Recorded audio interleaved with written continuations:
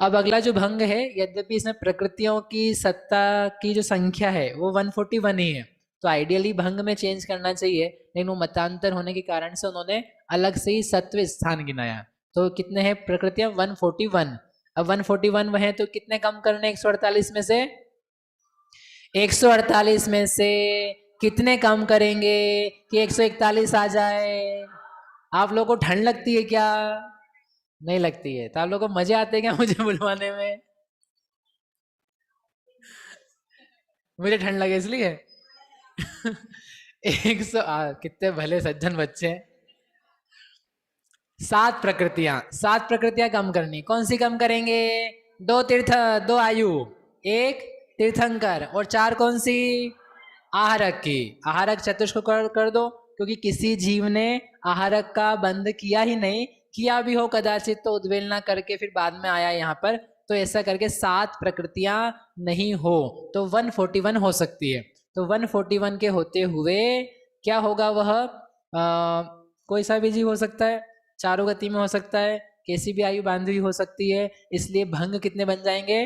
5। 140 का सत्व स्थान कैसे होगा? आयु को मत बांधो, बिना आयु बांधे आहारक बिना के 140 प्रकृतियों का सत्व हो, तो ऐसे चारों गति में हो सकता है, तो वह भी सिंपल हो गया। ठीक है, ऐसा करके ये 4 भंग और हो गए, 4 नहीं 2 सत्व स्थान और हो गए। अगला और सिंपल है, इन दोनों को जोड़ दो सबको। स्क्रीन शेयर नहीं करी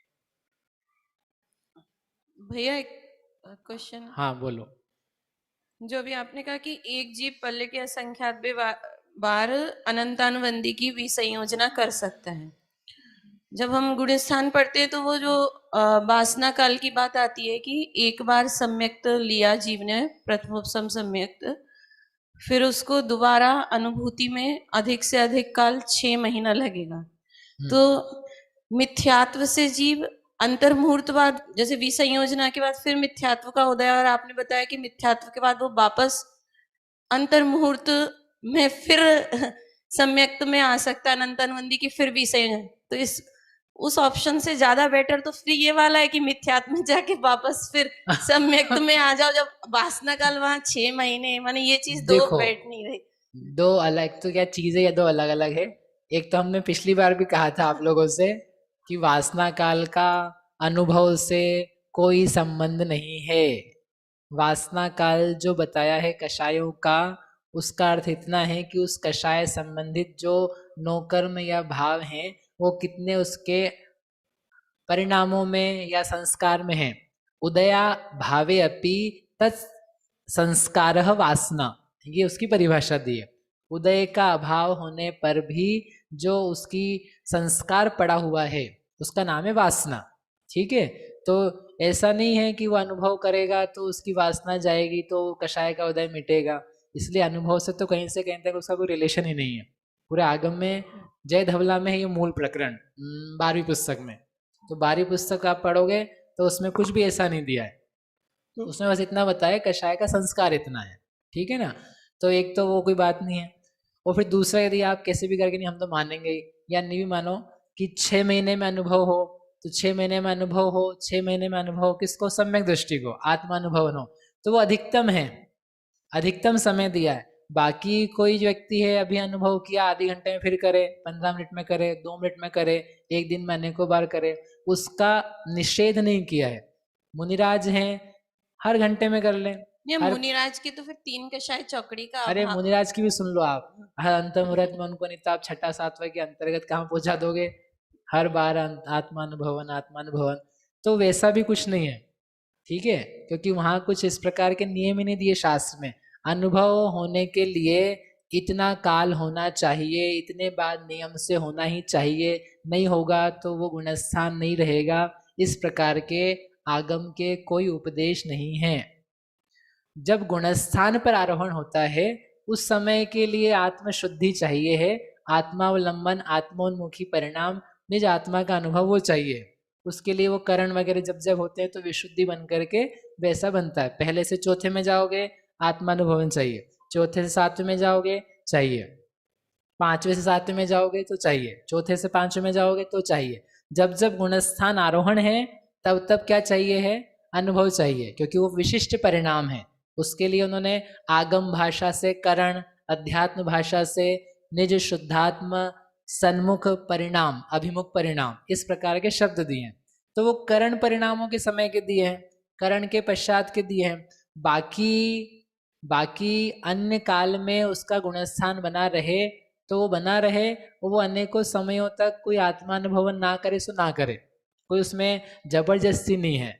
ठीक है। हाँ, संक्लेश ऐसा हो जाए कि वह कषायों के उदयों को ले आए, मिथ्यात्व के उदयों को ले आए, तो वो अभी आत्मानुभवन करा और अभी अंतर्मुहूर्त में फिर से नीचे पहुंच जाए। कोई जरूरी थोड़ी ना कि 6 महीने तक वहीं बना रहेगा, अंतर्मुहूर्त में नीचे आ जाएगा। इसलिए मुनिराज हो, चाहे 5वां हो चाहे 4था हो, उसको इतनी इतनी देर में होना चाहिए, ऐसा कुछ नहीं है। फिर दूसरी बात, यदि आप कहो कि नहीं इतने अधिकतम समय में होना ही चाहिए, तो अधिकतम समय, मैक्सिमम, मिनिमम तो हम बता ही नहीं रहे हैं। आप ठहरो, विश्राम लो, फिर अंतर मुहूर्त में फिर अनुभव करो, फिर विश्राम लो, फिर अंतर मुहूर्त में करो। ऐसे एक ही जीव को अनेकों बार भी एक दिन में हो जाए, उसके लिए कोई प्रॉब्लम नहीं है। ठीक है। तो इसलिए अनंतानुबंधी का ऑप्शन अच्छा है कि विषय योजना कर करके हम करें।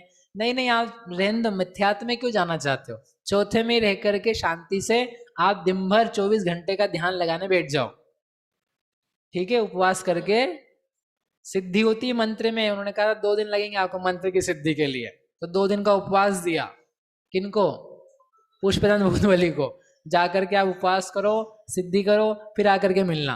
तो ऐसे 1 दिन का उपवास लो, भगवान के सामने बैठ जाओ और आप सिद्धि का, आत्म सिद्धि का काम करो, तो आपको सिद्धि हो जाएगी। ठीक है, बढ़िया। भैया ये वासना काल संबंधी जो प्रश्न है, ये मेरे पिछले 3 वर्षों से थोड़ा रुका हुआ है ये प्रश्न।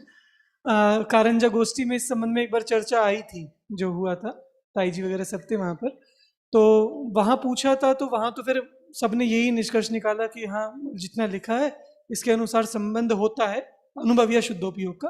पर वो बात मुझे जमी नहीं थी उस समय भी, क्योंकि लगा यही था कि कोई शायिक सम्यक दृष्टि उत्पन्न हुआ है, शायिक सम्यक दृष्टि उत्पन्न हुआ, तो वो इतना सा बालक है, अवस्था में है, वो कैसे अनुभव करेगा इतने समय तक? तो भैया मतलब नहीं होने की भी बहुत लंबी रेंज बन जाएगी वो तो। बहुत है।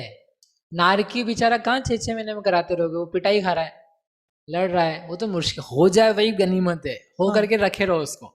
रत्न है, रत्न को रखो सुरक्षित। हाँ। ठीक है। संक्लेशता ऐसी नहीं हो जाए कि वह छूट जाए, क्योंकि पूरा आगम देख लो, आप द्रव्यानुयोग देख लो, चाहे करणानुयोग देख लो, चाहे आप प्रथमानुयोग से देख लो, चाहे चरणानुयोग से देख लो, चारों अनुयोगों से उस बात की सिद्धि पुष्टि कुछ भी नहीं होती है। ठीक है। तो भैया फिर ये मत ऐसा खड़ा किस कारण से अब हुआ? अपन उसमें नहीं जाते हैं किससे कहाँ खड़ा हुआ, लेकिन इतना नहीं है, इतना समझ लेते हैं, है ना। इतिहास में क्यों जाएं। अनंतानुबंधी का अनंत काल तक चलने वाला संस्कार है। हाँ, और अधिकतम है ये, अधिकतम है, कोई ऐसा नहीं कि उसका चलेगी अनंत काल तक। एक पॉसिबिलिटी लेके। हाँ, और चतुर्थ गुण स्थान में उसका अभाव हुआ है, तो मतलब उसके अनंत भवों तक चलने वाले राग द्वेष उसके नहीं है, इसका मतलब यही हुआ। क्या है कि उसका संस्कार का मतलब कि इसको देखा, इसको देख करके लगा अरे क्या बढ़िया आदमी है, कितना अच्छा है, मुझे मिलना चाहिए, मुझे उससे प्रेम हो गया, मेरा भाई बने, मेरा पिता बने, ऐसा प्रेम हो गया किसी व्यक्ति को देख के। अब वो व्यक्ति सामने नहीं है, फिर भी उस व्यक्ति के लिए क्या है, ललक है, आकर्षण है। तो वो आकर्षण उदय नहीं है लोभ कषाय का, वेद का, फिर भी बना हुआ है। अगले भाव में गया, रावण ने सीता को देखा, उसकी शक्ल बदल गई, चेहरा बदल गया, रूप बदल गया, देह बदल गई, फिर भी नहीं मुझे यही चाहिए, ये सीता ही चाहिए।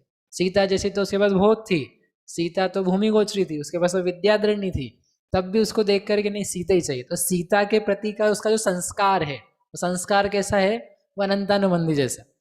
चतुर्थ गुण तो वो चीज ना हो सामने, फिर भी चीज के प्रति, उस नौकर्म के प्रति जो राग या मोह का परिणाम है वो बने रहना, उसका नाम है वासना। चतुर्थ गुण स्थान में 6 महीने तक का संस्कार रह सकता है, यही मतलब समझे इसका। अन्य जो विषय है, अनावरण हाँ, का 6 महीने महीने का संबंधी राग उसके बाद का नहीं रहेगा, उसके बाद नहीं रहेगा, उसके बाद वो टूट जाएगा। मतलब वो टूटने के लिए, कोई भी चीज है उसके प्रति जो हमारा परिणाम है, लगाव है, आकर्षण है, या गुस्से में, गुस्से वाली चीजों के प्रति द्वेष है, तो उसको टूटने के लिए आत्मानुभव नहीं किया जाए, उसकी क्या जरूरत है। भाई कोई व्यक्ति तत्व विचार करता है, तत्व विचार क्या करता है, कॉमन सेंस, जिसको जिन धर्म का कुछ ज्ञान नहीं है, जैन नहीं है, तो वो भी अपना कॉमन सेंस लगाए, बुद्धि लगाए, बुद्धि लगा करके अरे क्यों अब इसमें पढ़ना है, क्यों इन कार के चक्कर में पढ़ना है, नहीं खरीदनी, अपने क्या काम की है, ऐसा सोच के वो भी तोड़ देता है। उसके लिए आत्मानुभवन ही करना पड़े, ऐसा क्यों, ऐसा कैसे सिद्ध करोगे आप? सामान्य व्यक्ति ही कर रहे हैं, उनके ही परिणाम भोगों के टूट जाते हैं, कषायों के छूट जाते हैं चीजों को लेकर के। तो भैया ये संस्कार असंगी अवस्था तक भी रहते हैं अनंत अनुबंधी का? चीजें को प्रति रहता है, वो अनंत भाव तक बोला ना उन्होंने, वही इसीलिए तो वो इसलिए लगा। वो उसके प्रति आकर्षण है, मतलब राग है। असंगी अवस्था में चला गया, वहां से फिर संगी बन गया, वो भी पहले वाला संस्कार अनंत भव पुराना भी बना हुआ तो वो रह सकता है, मतलब उस चीज को देख के ऐसा लगता है। बाकी ऐसे कोई एग्जाम्पल्स नहीं हमारे पास, क्योंकि स्मरण तो संभव ही नहीं है इतना पुराना। वो खत्म हो जाता है स्मरण तो सब, तो फिर बस संस्कार ही उसके ऊपर, संस्कार डाला हुआ ऐसा। तो चलो भैया, बुद्धि पूर्वक ध्यान चलो चतुर्थ गुण स्थान वाले का 6 महीने संबंधी संस्कार है, तो उसके लिए आपने कहा अनुभव आवश्यक नहीं है। लेकिन बुद्धि पूर्वक, मान लीजिए नारकी ही है, उसके 6 महीने तक का उत्कृष्ट कदाचित संस्कार है, तो उसको दूर करने के लिए वो बुद्धि पूर्वक तत्वाभ्यास। नारकी को कहाँ तत्वाभ्यास कराओगे आप? नहीं, कैसे कराओगे? परिणाम वो तो पिटाई खाता हुआ जो सोच ले अच्छी जो बात है, सोच ले, माने बस उतना ही है उसका। बाकी अलग से बुद्धि पूर्वक कि बैठे शांति से या वो मेरा कुछ पॉसिबल भी नहीं है वहां। वो सब कुछ नहीं हो लेकिन पाएगा। विचार जैसा कुछ थोड़ा तो हाँ, तो वो तो पिटाई खाते हुए भी विचार हो सकता है, मारते हुए विचार हो सकता है ना? अनंतानुबंधी की विसंयोजना के लिए कैसा परिणाम हो? भेद ज्ञान क्या भेद ज्ञान? वेद ज्ञान, भेद ज्ञान भेद ज्ञान का फल होता है अनंतानुबंधी का अभाव होना। कथमपि अनुभूति, कथमपि समुपात्त, त्रित्वमप्येक नहीं, कथमपि ही लभन्ते भेद विज्ञान मूला मविचलमनुभूतिम ये स्वतो वान्यतो वा, ये लिखा है। भेद विज्ञानम मूलाम अनुभूतिम, भेद विज्ञान जिसका मूल है ऐसी अनुभूति। भेद विज्ञान कारण है, अनुभूति कार्य है, और अनुभूति वो अभेद रूप है ना? चलो भैया, अभी अपन कहीं के कहीं पहुंच जाएंगे, फिर देखो आपको कल तक कार्यक्रम पूरा नहीं हुआ तो परसों रुकना पड़ेगा।